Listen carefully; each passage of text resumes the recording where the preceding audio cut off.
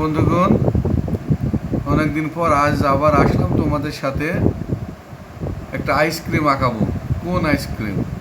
দেখো, আইসক্রিম আঁকাতে গেলে একটা ভি অক্ষর প্রথমে আমরা একটা বড় করে ভি অক্ষর দিয়ে নিই। দেখো, তাহলে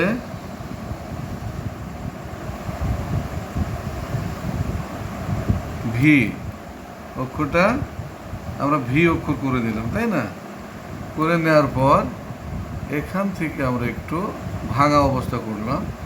করার পর এইটাকে আমরা এইভাবে কয়েকটা ভাগে ভাগ করে নেব।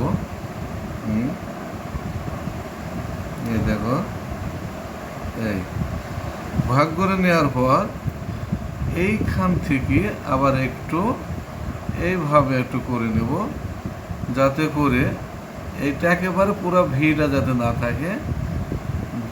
বুঝতে পারছো মনে হয় তোমরা? এই আবার এটা এখান থেকে এরকম এরকম একটু খাস কাটা করার জন্য আমরা এই কাজটা করব। এই দেখো, এই তাহলে এটা পুরাটাই আমাদের একটা কোণ খাস কাটা হয়ে গেল। এবার আইসক্রিমটা আমরা কি করব, মাথার উপর দিয়ে দেব।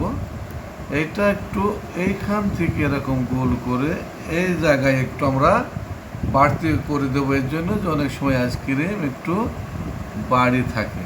এই দেখো, এইবার আইসক্রিমটা একটু এখান থেকে একটু আমরা দাগ দিয়ে নিলাম, এখান থেকে একটু দাগ দিয়ে নিলাম। নেওয়ার পরে এটা একটা আইসক্রিমের শেড, এটাও শেড।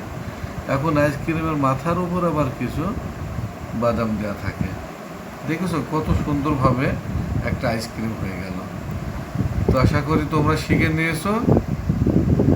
আমাকে তোমরা আইসক্রিম আঁকায়ে রং করে ইনবক্সে পাঠিয়ে দিব, ঠিক আছে? দেখো, এখানেও একটু যদি তোমরা একটু করতে চাও, একটু সুন্দর করতে চাও, সেখানেও করতে পারো। আবার এগুলো তোমরা বিভিন্ন রং দিয়ে আরও সুন্দর করবে, ঠিক আছে? ছোট বন্ধুগণ, আচ্ছা, সবাইকে ধন্যবাদ।